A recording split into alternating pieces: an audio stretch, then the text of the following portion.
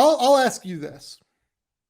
What player, we're going to, kind of maybe handicap this with odds at the end, right? All right. But before we get to like just ranking them, what player in this number 3 overall race is most interesting to you based off of what we've seen so far? I think most interesting to me remains Amen Thompson for the Overtime Elite program. And it's due mainly to, I don't know if I've ever seen somebody that has the combination of first step and vertical athleticism that he does at about 6'7". And it almost feels like, even though he's a really good playmaker with the ball in his hands, even though he's got this absurd craft as a finisher to be able to contort himself around the basket and finish around guys, just those physical tools that he brings to the table, NBA teams can do so much with and continue to tap into. Like, he's going to be a walking paint touch at the next level. And that, to me, makes him the most intriguing of everybody we're going to talk about today as a number one option. I think one thing we've seen over the last several years, or maybe even a decade or so, is that NBA teams are really good at developing guys to become competent shooters. Some guys that you don't necessarily see being good three-point shooters, whether it's on volume or just even at all in their NBA careers, find a way to end up developing it at some point. And if that's the case, the natural tools, the playmaking feel become even more important in the draft process. So I'm really intrigued by Amen Thompson. It's why he's kind of been, for lack of a better term, the front runner to be the number 3 pick in this draft for me. But I think that his physical tools are the most translatable to the NBA in terms of being a number 1 option. I think that his physical tools make him the player that has the most upside, almost, just because of the athleticism, right? Like, this is a legitimate, like, Zach LaVine level elite athlete.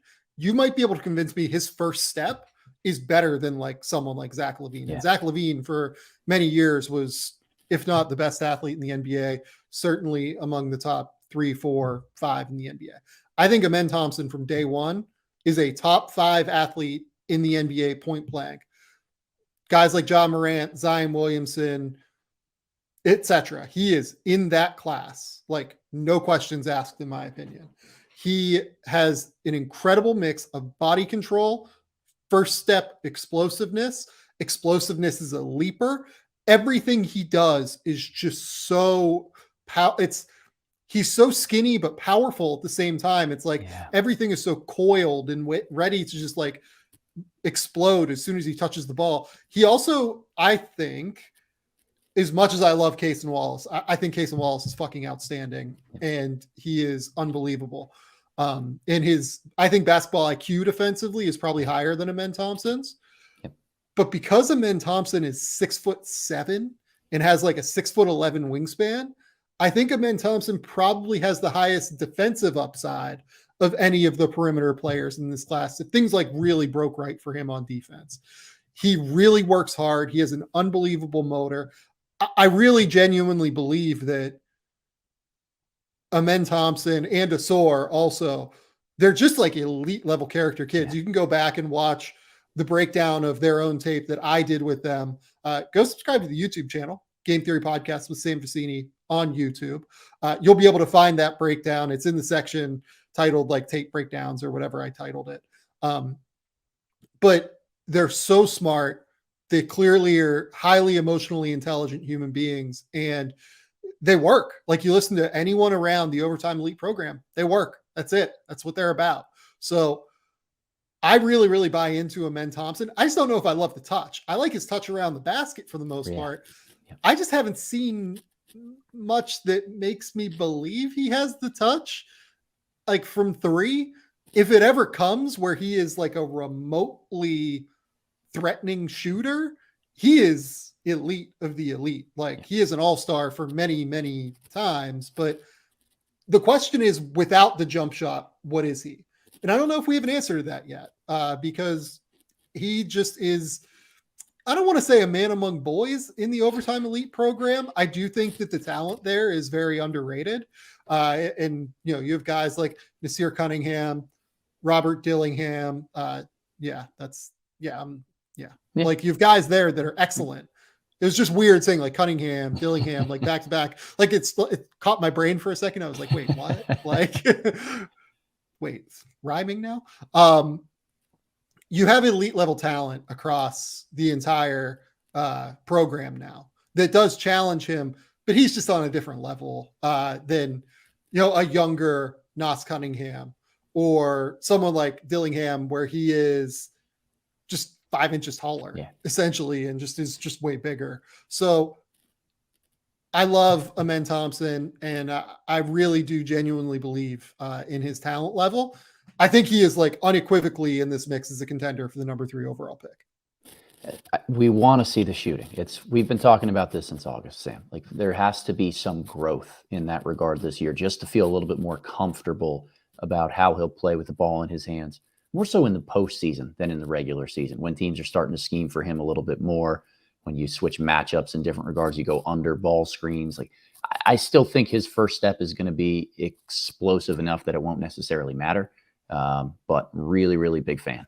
Really big fan. Yeah.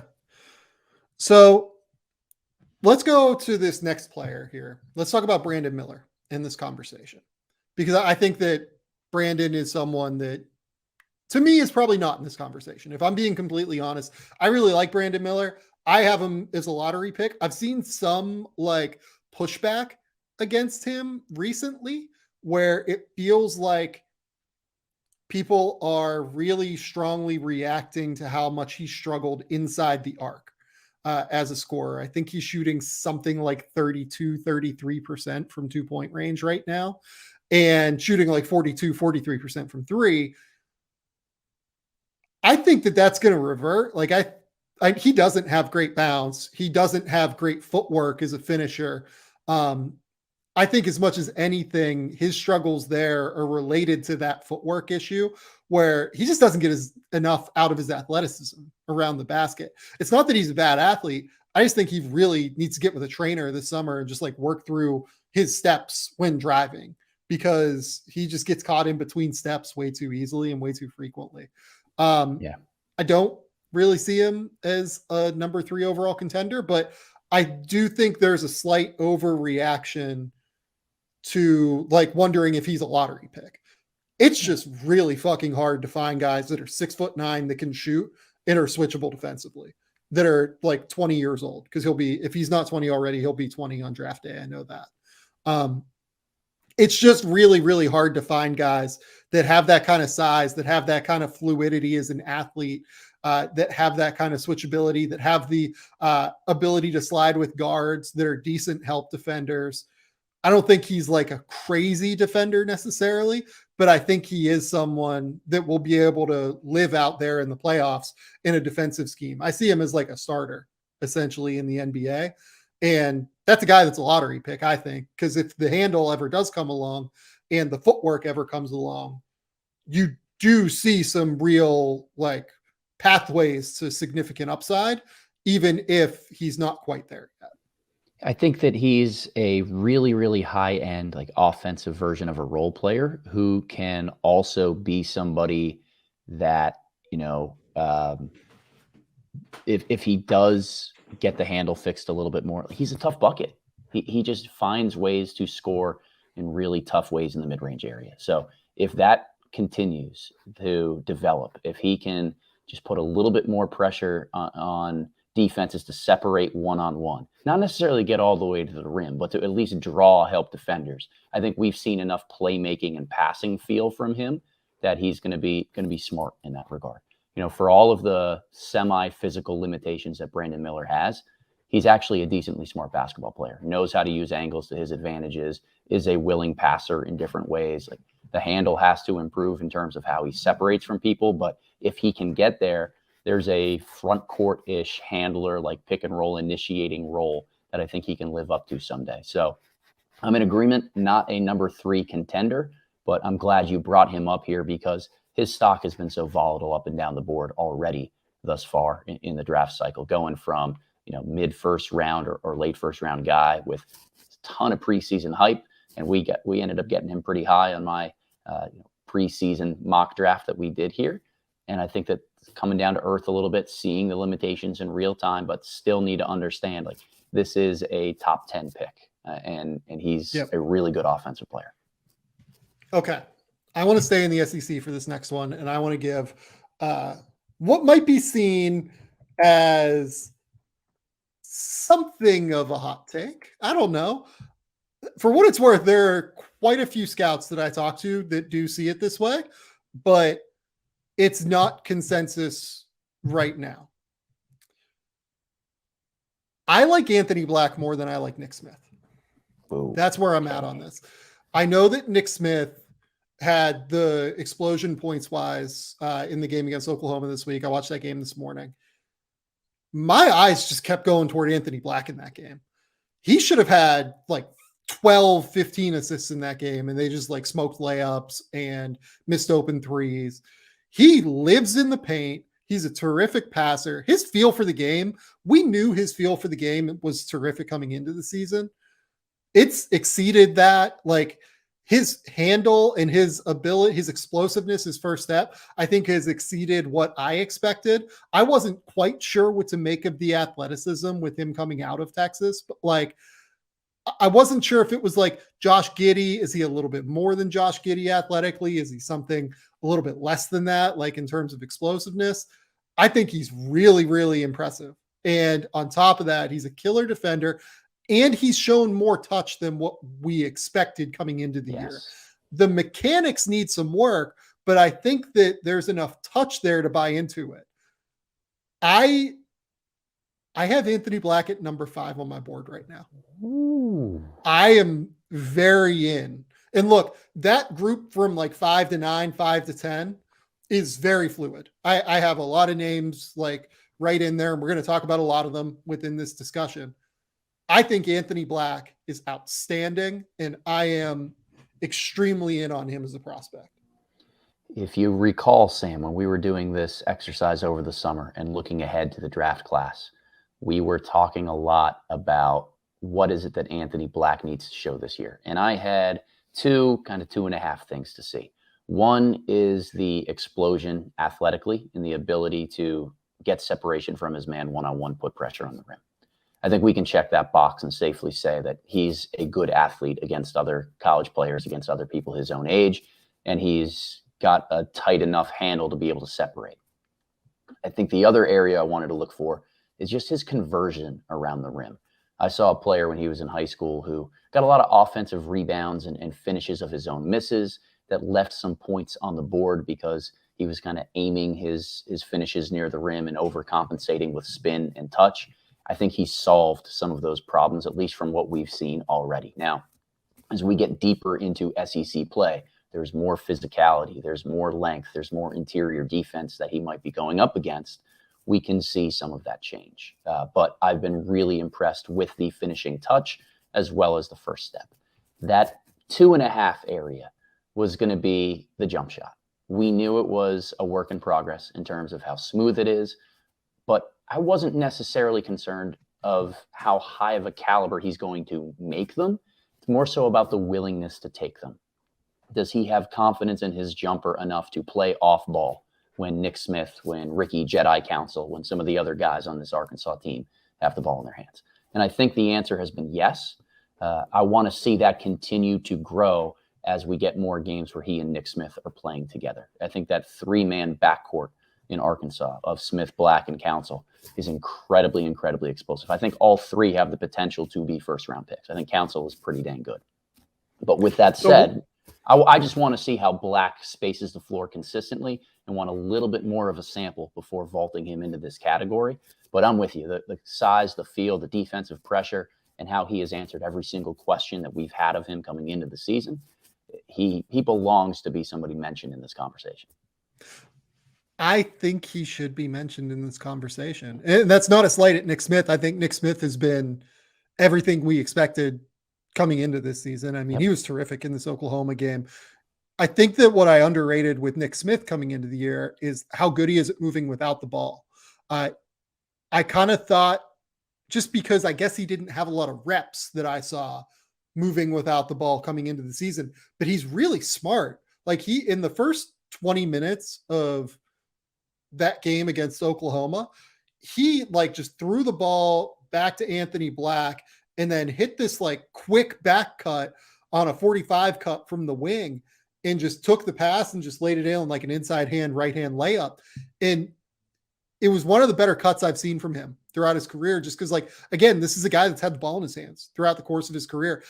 I think that he really knows how to play in a way that, like, sometimes a lot of these combo guard, like scoring guard types don't always know, right? Like Jordan Poole, it took Jordan Poole 3 or 4 years in Golden State to, like, I would say really 3 years to get to the point where he was like a good off-ball cutter. A lot of his value in that breakout, like, third season was when, or yeah, I guess the breakout third season, even going into like the end of the second season, was when he was a driver, right? He was a driver that was attacking the basket constantly and then provided value as a shooter. With, now he's playing within their offense. He's taking cuts occasionally when he plays with Steph. That offense is rubbed off on him. Nick Smith, it seems like, kind of already has that, like, intelligence, that feel for spacing, that feel for where the open play is. And I think that that's a really, really impressive, important translatable skill for him as he plays more on and off the ball in the NBA, as opposed to just being on the ball. His handle is very quick. It's very twitchy. He really uses his shoulders well with his handle, I think. Really, really good at kind of feinting with his shoulders to get defenders off guard. His footwork is absolutely elite as well. I don't think he has like this incredible first step, but I think that his footwork is just so clean and pristine and polished that he's just always perfectly in the right position to be able to attack at the next level. So I really, really like what we've seen from Nick Smith as well. It's not a slight when I say I have like Nick Smith somewhere between 6 and 7 right now, and just like the smallest step below Anthony Black. It's that I think Anthony Black has been awesome and also brings it at a very high level defensively as a point of attack defender, as well as being able to live in the paint, as well as being 6'7", and as well as being, one of the 5 or 6 best passers. His IQ is just unbelievable. It's not a slight at Nick Smith when I say I like Anthony just a touch more right now. It's an incredible credit to what Anthony Black has brought to the table. What have been your early impressions of Nick Smith so far?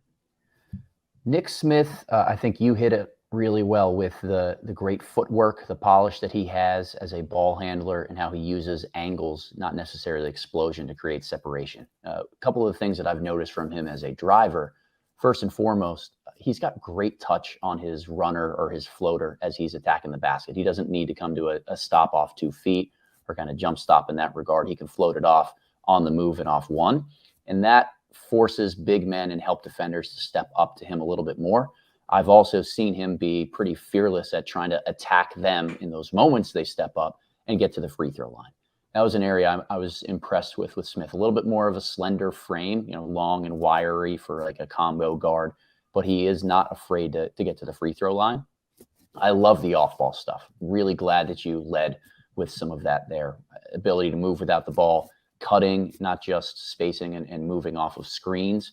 He almost plays like a Kentucky guard who comes in the NBA for me, like a Devin Booker, a Jamal Murray, one of these guys who is constantly running off floppy screens and baseline actions and knows how to slow down and change speeds to create separation. There's this real high IQ feel that he has for just how to get away from his man and find open space.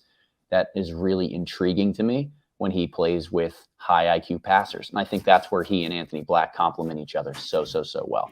The one last thing I'll say on this Arkansas team, and one of the areas that I think reveals itself throughout the college basketball season, is you start to see where coaches and players become matches in heaven.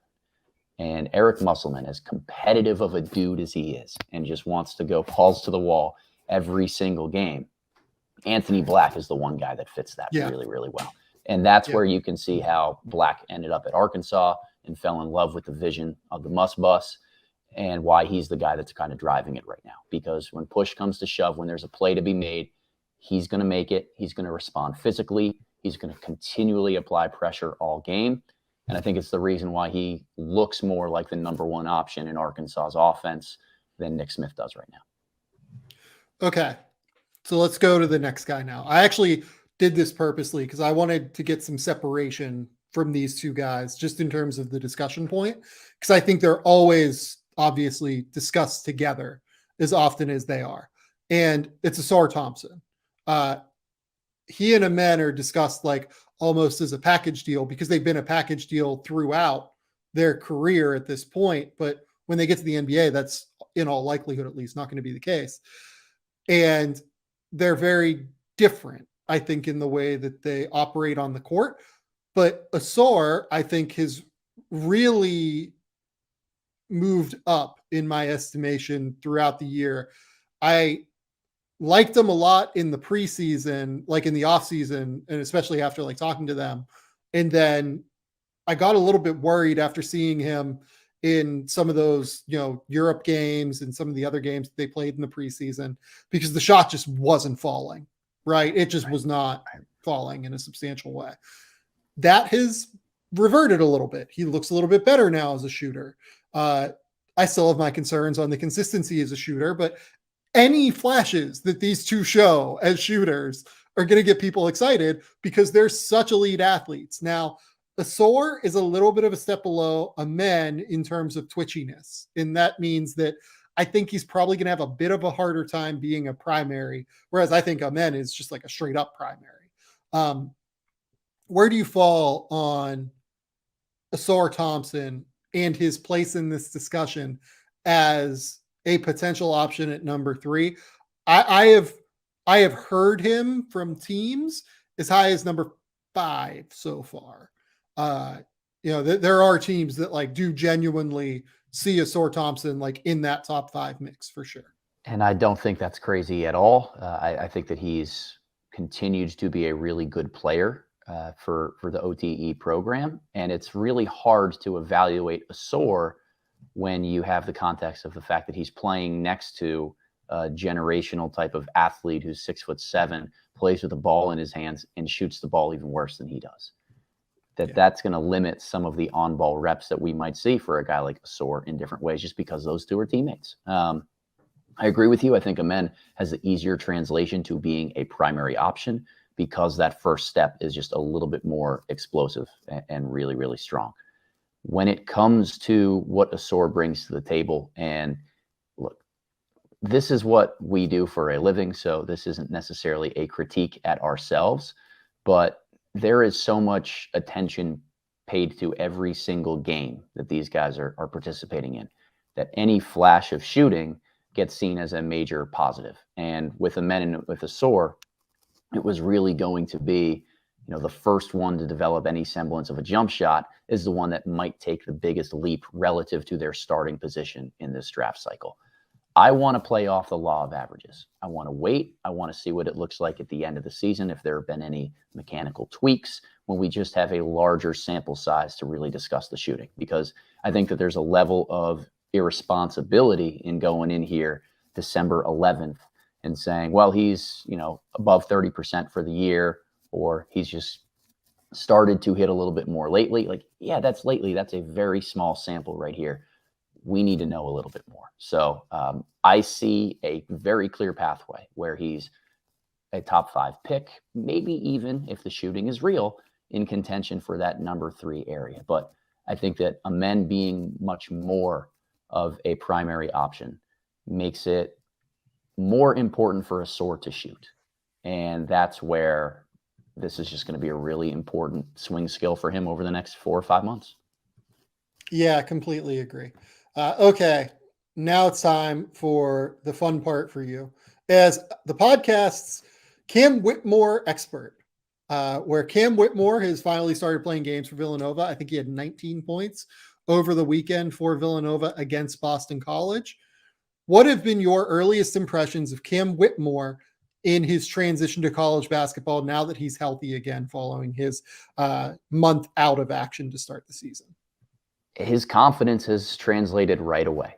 This is a guy who is auditioning for the role of being a primary option and knows that that's his pathway forward to NBA success. So he's playing more with the ball in his hands. And that Villanova desperately needs they right need now it as well. And Nova's 3-0 in the games that he's played in because they finally have somebody who can put pressure on the rim and create a shot for himself in one-on-one situations. I've been impressed that Whitmore is playing a little bit more in the mid-range. I've talked about it before, Sam. The way I saw him in high school, drives right, he's getting to the rim, drives left, he's going for his step back. I think what we've seen already through just 3 games, when he goes to his left, he can get to the rim a little bit more. He keeps his bounce. He uses his right shoulder to shield defenders off, and he just runs through people. Like, he is built like a tank. He's super, super strong, and he's able to run through people.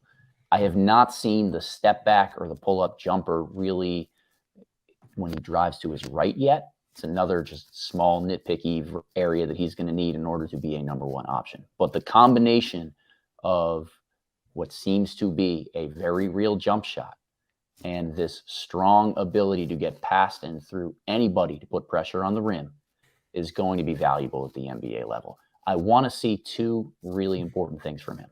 One is a little bit more craft with his game around the basket. I think that right now, all of his makes and his easy finishes come from just plowing people over.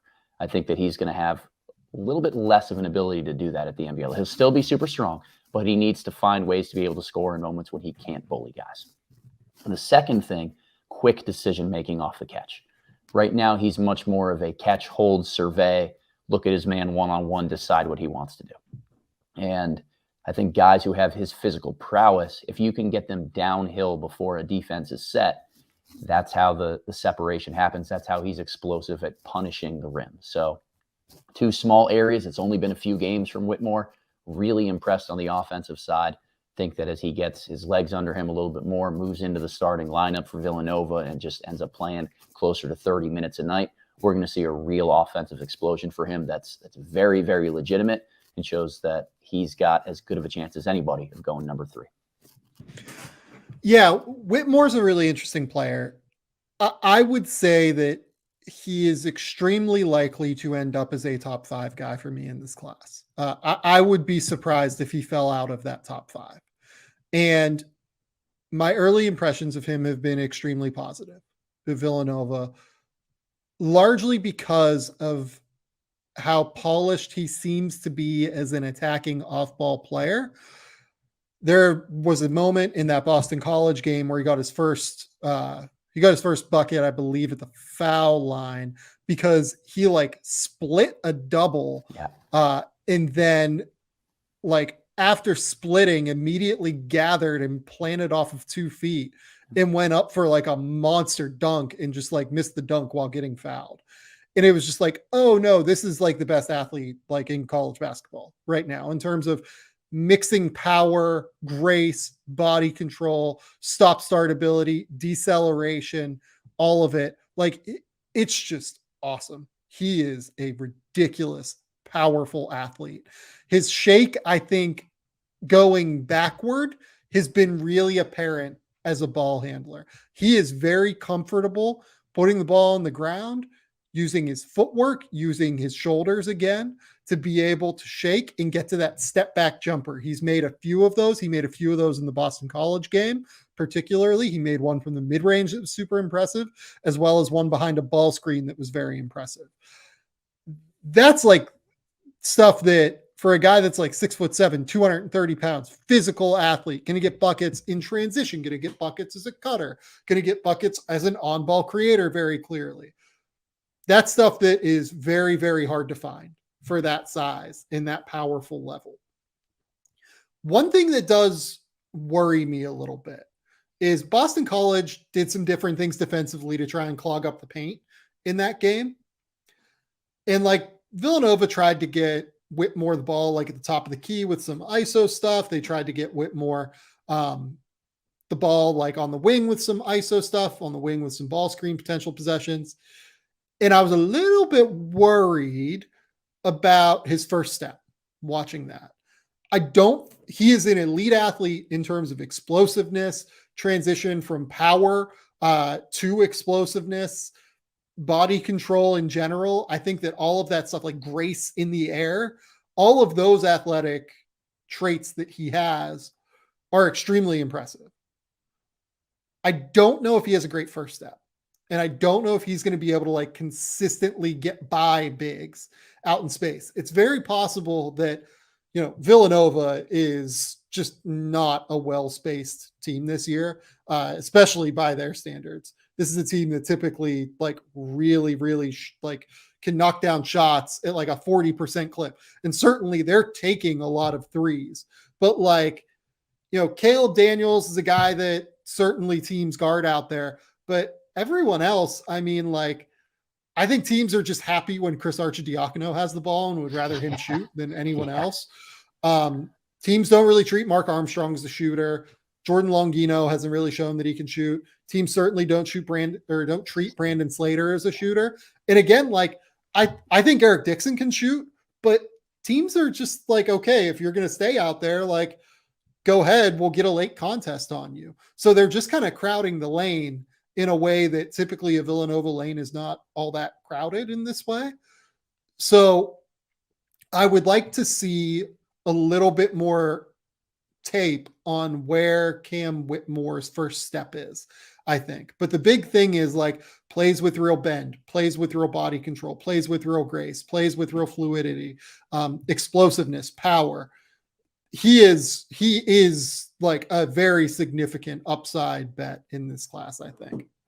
Yeah, and a good observation, with the first step there. I think that there is relation between your major point and mine of, quick decision making off the catch, as well as that first step, that if he's able to maybe take a half second less to be able to attack guys and get into the lane, that first step is maybe feared a little bit more, where defenders can't establish themselves and force him to try to drive through or around them, where clogging the lane is harder to do because he's catching the ball on the move. So there are some imaginative things that Kyle Neptune and this Villanova offense can do in order to get him the ball so he's already attacking downhill and keep his reads simplified. I want to see if that happens throughout the rest of the year. But his upside is it's way too great being as big and as strong as he is. And the shot looks clean, Sam. Like he shoots it confidently. He shoots multiple attempts per game. I'm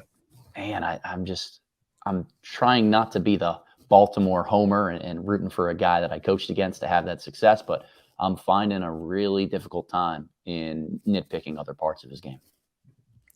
Okay. So I'm with you. I'm very in on Cam Whitmore. This is where we get to have fun now. So let's handicap the race for number 3 overall, because that's what we said we would do. We have gone through 7 guys here, right? 7 or 6. I think 6 maybe. Amen Thompson, Cam Whitmore, Anthony Black, Nick Smith, Brandon Miller, Ausar Thompson. So that's 6. Let's start bottom up. I think that Brandon Miller is probably the bottom there. Mm-hmm. Then I think I would go Ausar Thompson and Nick Smith next. I've already said I have Anthony Black at 5, so I think he has to be in the middle here. And then I would have Amen Thompson at 3 and Cam Whitmore at 4. How would you currently go about handicapping this race? I think at the bottom for me would be a combination of Brandon Miller and Anthony Black. That's kind of a 2-man group that I would put closer together. The next one for me would be Nick Smith, slightly above that. I would have Ausar slightly above him, and then Whitmore trailing very closely Amen Thompson. Yeah. So you would go Amen, Whitmore, Ausar, Ausar, Nick Smith, then a combination of Brandon Miller and Anthony Black. Yep. And I would throw Keontae George around that level of conversation just for good measure. I think that he doesn't have quite the same physical burst that I'm hoping for, and I want to see that go through Big 12 play before anointing him in that category. Skilled playmaker, really good scorer, competes, and has gotten a lot better on the defensive end. But if he's going to be a primary guy in the NBA, we need to see more separation. I just need more time to get there. So I think there's a chance he works his way into that bottom tier of guys that we just talked about as well. And for what it's worth, I have a big mix of guys from 5 to 9, which means we didn't talk about one of those guys, which is Cason Wallace. I would have Cason Wallace in that mix at number 9. And I just don't quite think he can get to number 3. He's just a little bit small, doesn't quite have enough upside, I think, in terms of on-ball prowess. But teams love him. They do love his feel for the game. They love his IQ. They love his defensive ability. Certainly. They like the steps that he's shown as a shooter this year. I just find it hard to believe that they're going to take like a 6'3", 6'4" defense first guard at number 3, maybe. But so I would go, to reiterate, Amen Thompson, Cam Whitmore, Anthony Black, probably then Nick Smith, Ausar Thompson, Brandon Miller, then Cason Wallace at number 9 would be where I sit on this.